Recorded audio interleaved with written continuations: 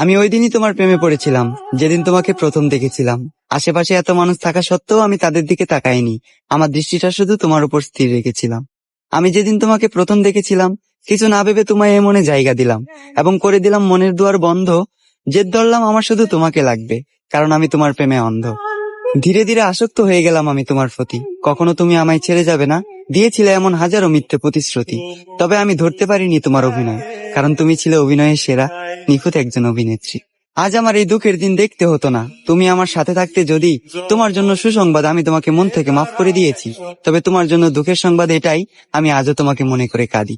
একদিন তোমাকেও যেতে হবে কবরে, দাঁড় করানো হবে হাসরে। একদিন তোমাকেও দিতে হবে হাজারো প্রশ্নের উত্তর পারি।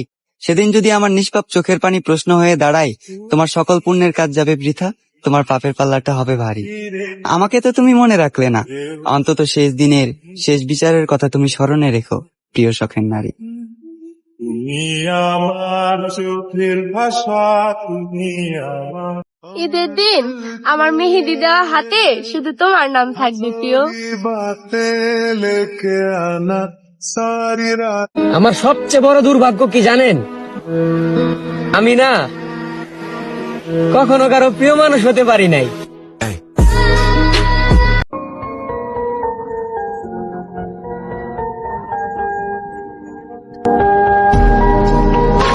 কাউকে ভালোবাসতে না পারলে তার জীবনে এসে তার জীবন নষ্ট করবেন না।